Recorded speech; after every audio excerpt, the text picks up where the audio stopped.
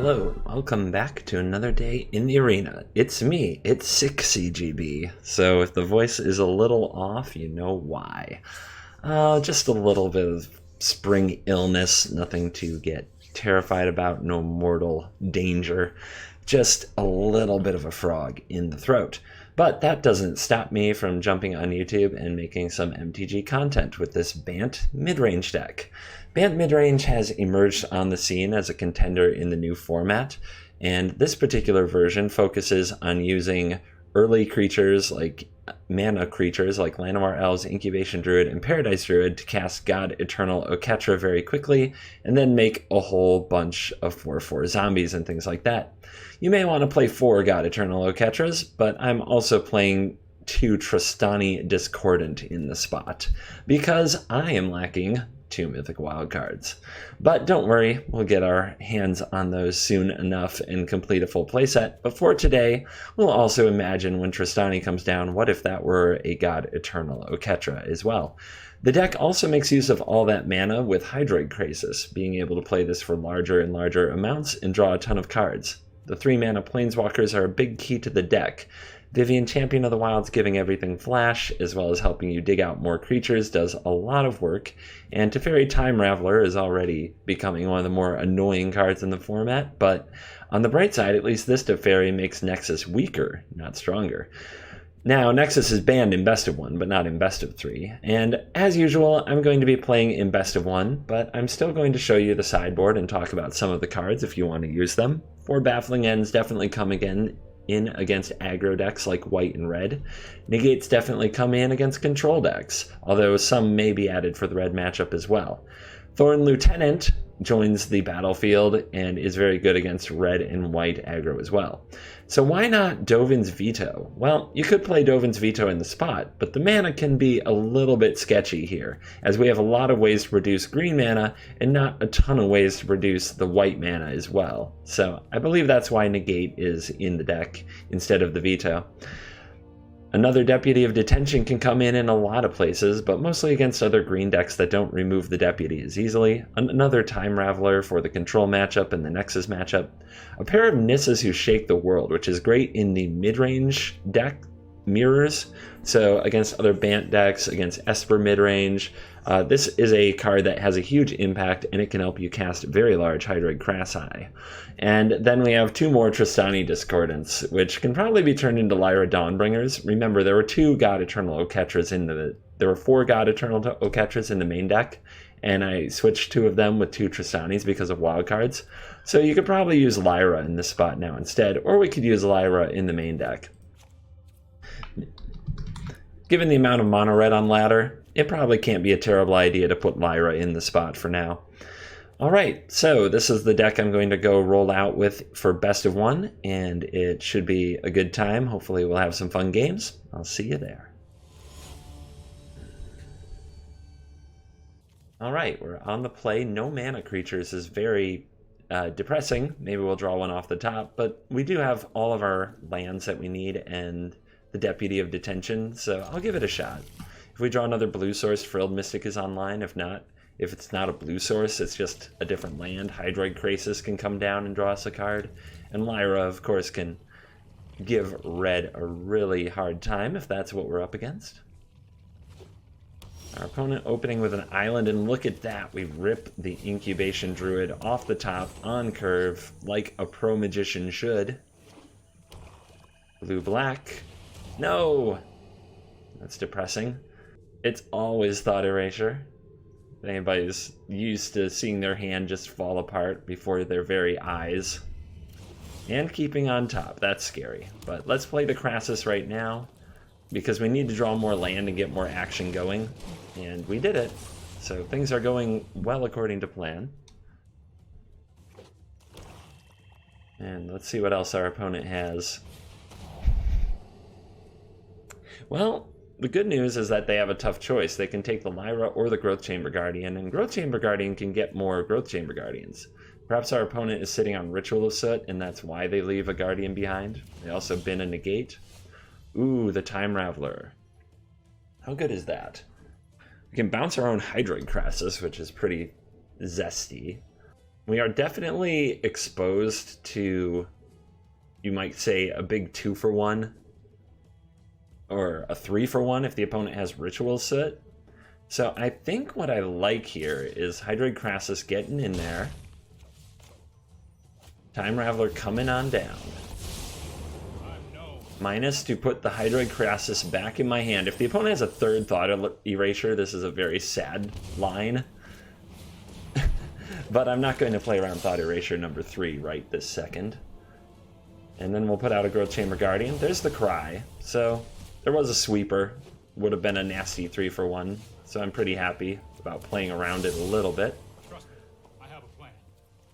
We can cast the Incubation Druid, or we can Hydroid Crassus and draw another card and try to get another land that way, or just more permanents.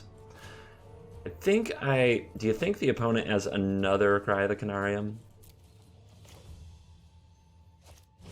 It would be nice to save this Growth Chamber Guardian and play it at the same time I could activate it, but I think I'm going to make my opponent have another Cry. I don't believe them. I don't believe their hand is double Thought Erasure, double Cry. Plus that makes them deal.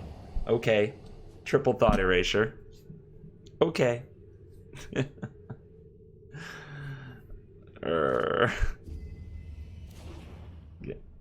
Let the salt flow through me. And a Tyrant Scorn. So yeah, they're crushing it at Magic. Ooh, that draw though. Let's plus here. Play you. And go see what we can find. We found a Paradise Druid. And we can pass the turn and play this at instant speed on the opponent's end step to play around another Cry of the Canarium. Got Eternal Kefnets here. The opponent knows about the Deputy of Detention, though. I wonder if I am to play out this Paradise Druid right now. Yeah, I think we still put it down. Alright, so what I like here is turning this into a 3/5 and using it to play the Deputy of Detention on the Kefnet to really ramp up our mana. Now, unfortunately, it can't make 2 mana of any different colors, so I can't also attack with the Paradise Druid. 1, 2, 3. Yeah, it's a little bit funky. Let's plus you. Let's play you.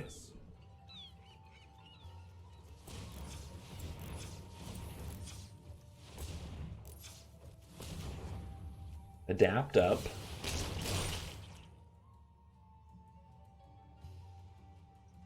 I suppose I don't... Well, maybe I should just cash this in, because it is our last creature, and I wouldn't want anything to happen to the Vivian. But, yeah, here comes Deputy. Oh, our creatures had Flash. So, what is a sick play that I just missed is I could have, given this Vigilance, attacked with it, and before blockers flashed in the Deputy. And I would have got 3 damage through. That's a pretty cool play. Now the opponent lets the Kefnet get exiled here, which is a clear indicator to me that we're about to lose our Deputy of Detention. But hopefully we can draw into some great stuff with Vivian and Teferi, who can bounce the Kefnet anyway. Ritual Soot would be the worst. Our opponents already had Cry of the Canarium, Tyrant Scorn, and Triple Thought Erasure. They might just have another Kefnet. But I really wish I'd made that Incubation Vigilance play. That would have been really cool. Ooh, Augur Bolus. Whiff! I love it. And also doesn't look like a Ritual Soot, that's for sure. A 4-mana Chemist's Insight at instant speed because of the situation. Well, let's minus here and see what we can find. Nothing. Awesome. Just what I needed. Bouncing one of our own permanents right now doesn't carry a lot of value. We can attack with Incubation Druid and Deputy of Detention, however, or we can leave back Deputy of Detention to block the Augur Bolus. I think slow rolling the Time Raveler makes sense. I don't think minusing this just to draw a card makes sense. So we'll plus. Don't worry, I got this. And you can go fight. Now, unfortunately, the opponent's going to get some time, and with time, they can use Chemist's Insight to get the cards they need to get back in the game. But if they're getting their Kefnet back, and that's their plan, I'm happy about that, because the Time Raveler can bounce it a few times, make life hard for our opponent. The opponent's attacking the Vivian. I think it's a pretty easy block here with Paradise Druid, who isn't doing too much otherwise. And Vivian Champion of the Wilds, of course, has a lot of value on the battlefield. Even if it did just whiff on me. Second Augur. Those Augurs are going to be a bit of a pain to keep away from our Planeswalkers if we don't draw some darn critters. Alright. Give this thing Vigilance. You fight like a city brat. Bounce away the God Eternal Kefnet. Ooh. Ooh. Attack with our Vigilant Incubation Druid. We have a chump block. No, we don't. Alright. Let's get that damage in and let's say go. I like preserving this because next turn I can minus it and then play a Vivian and minus it again. I also don't like playing Time Raveler to bounce something here when it could bounce a Frilled Mystic next turn if I wanted.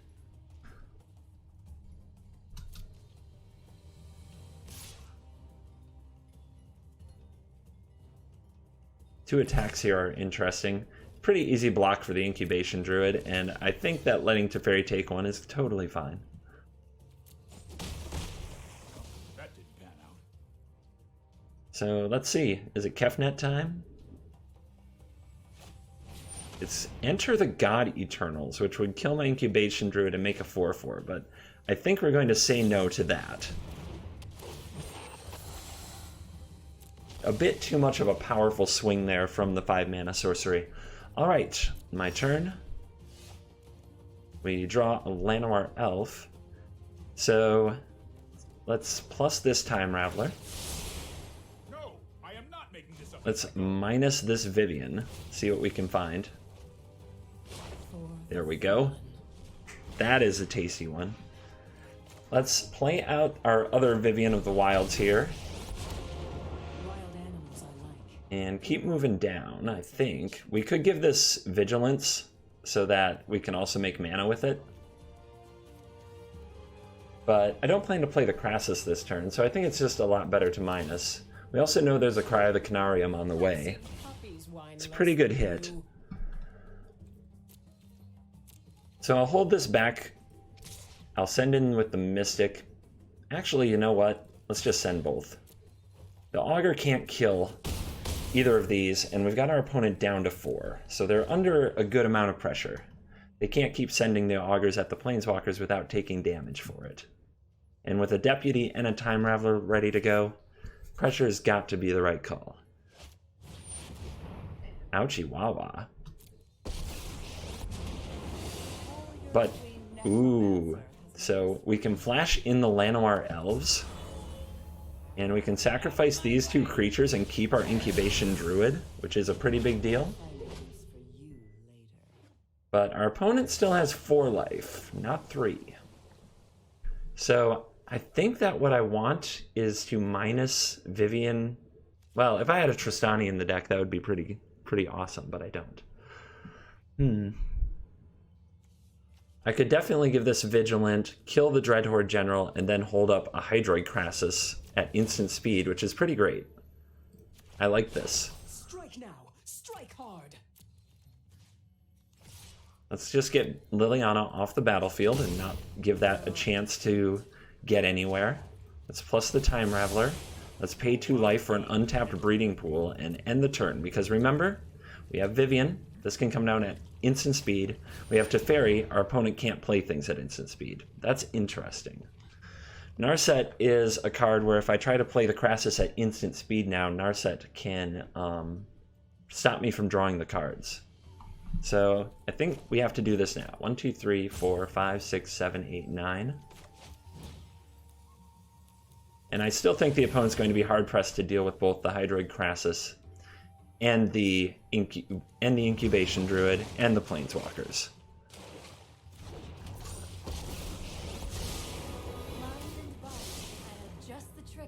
-2 for the Narset. Look at the top 4. Choose a non-creature, non-land. Let's see what the opponent gets.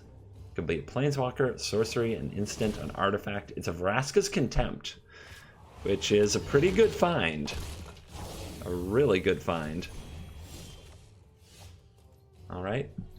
We are on 3. Let's go ahead and minus All things begin another with an Crassus. end Wonderful. in nature. Very ideal. Alright. So let's plus our Teferi. That's more like it. Do we let our opponent have their Narset? I think it's a good idea to kill the Narset. I know I could be going face, but I do think that time is still on our side with the way this game is playing out. Miss your company. Let's go ahead and pay life for the Temple Garden to have all our options available. And say go, and continue to be the instant speed deck against control, which is, I'm sure, a real tilt for the opponent. Here's God Eternal Kefnet. Teferi can bounce it, so I'm not afraid of it. Not afraid of you, Kefnet.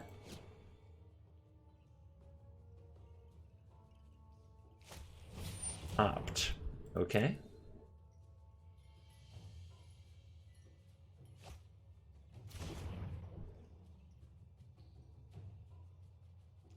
Alright, passing to end step. We'll deploy 1 Llanowar Elf. And 1 Hydroid Crassus for 4.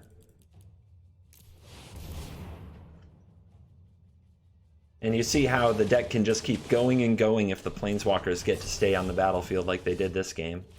And then the minus from Teferi, bouncing the Kefnet, and the lethal attack.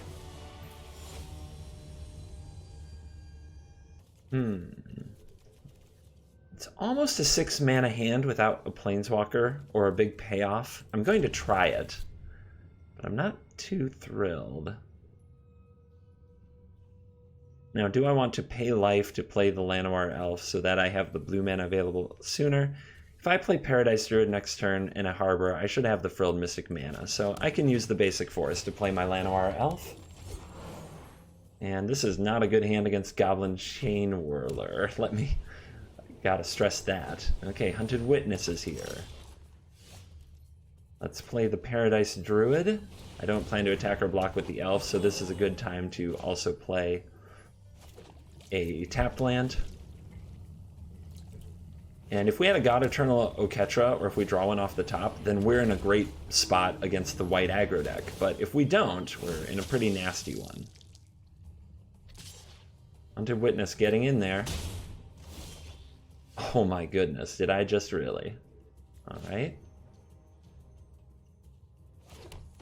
To the battlefield. This will force the opponent to have a Conclave Tribunal almost immediately.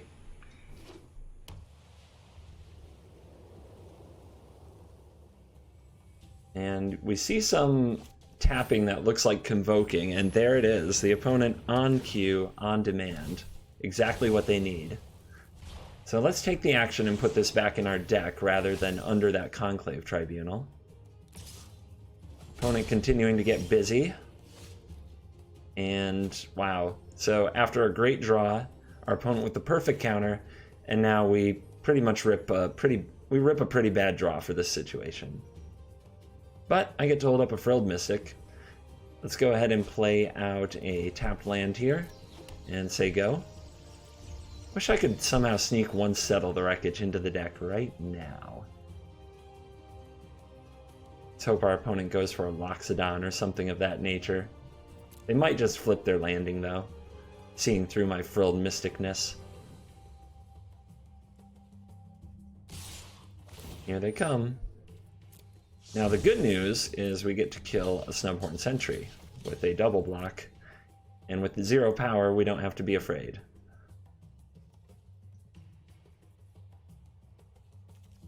One, 2, 3, 4, 5, 6, 7, 8, 9. Yep, it's not 10. I counted it once, and then I saw my opponent counting it, and I had a moment of, did I screw this up? But we're okay. Ooh, that's an oops. The opponent should have played the land pre-combat. I'm going to let that go. I need to counter something better with the Frilled Mystic. Oh my goodness. Starting to get quite the tilt on with the land draws, but our opponent's draw isn't particularly strong. And if they can't deal with the God Eternal, then we might be okay.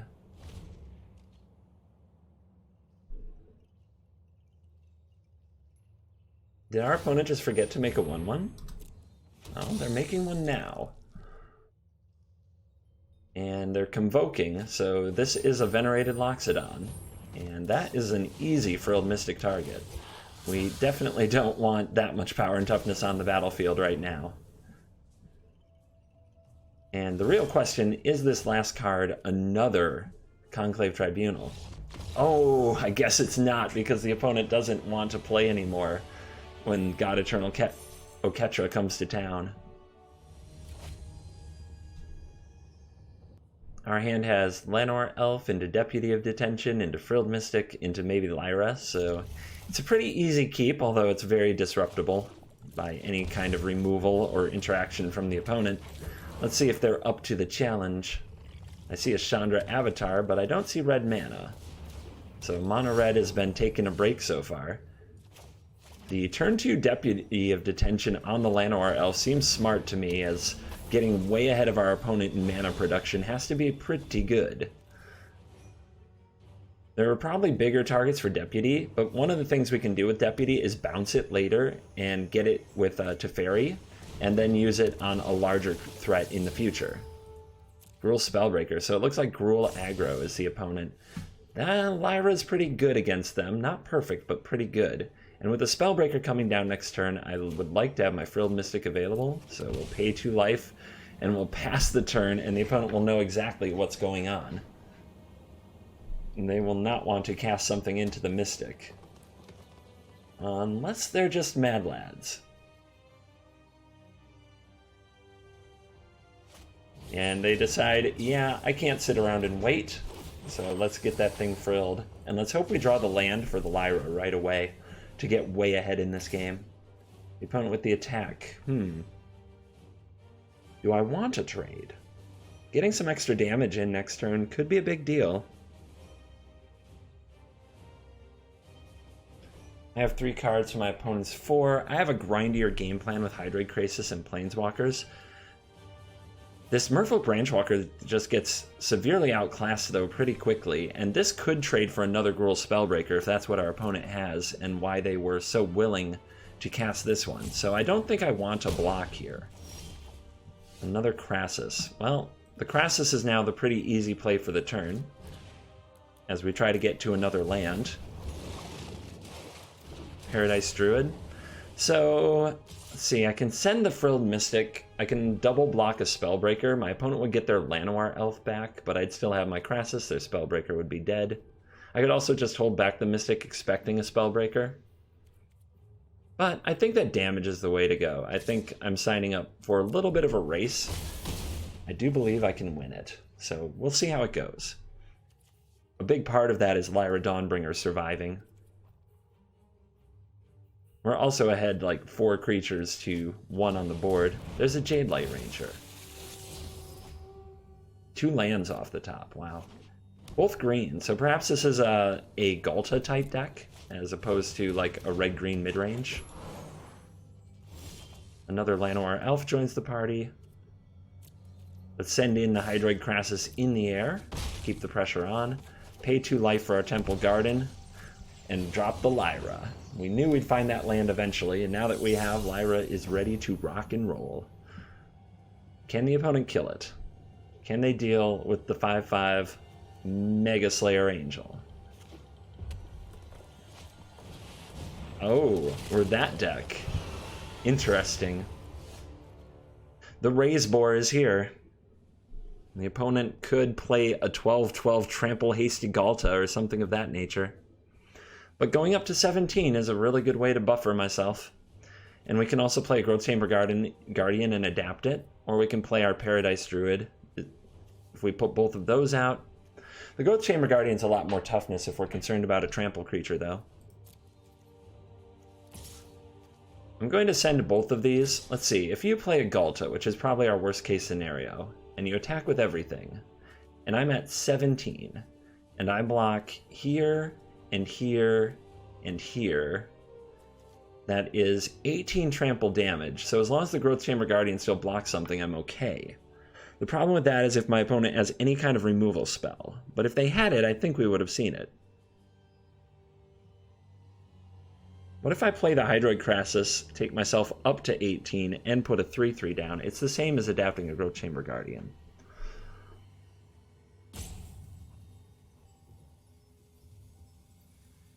How important is it to have lethal next turn with a Boar God out? Seems pretty important.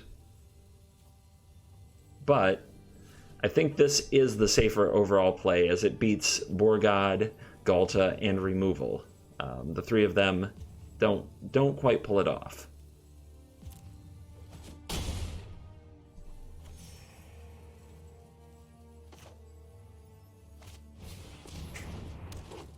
Adaption.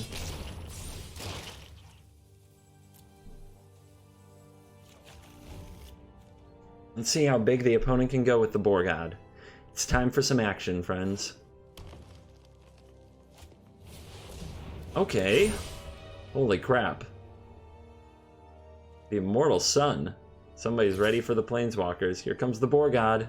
What's it gonna do? Puts down a Branchwalker. Okay, not the worst case scenario by far, but a lovely 4/3.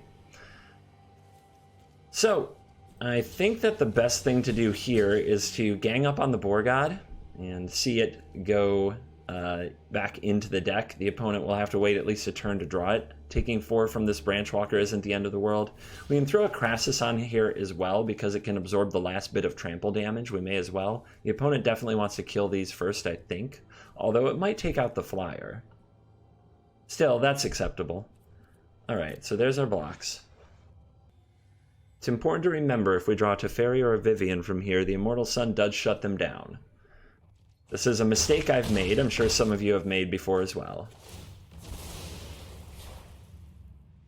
Alright. The Boar dies, puts it back in the deck, third from the top, returns the Branchwalker to hand on end step, and we draw a Frilled Mystic, which all but wraps up the game.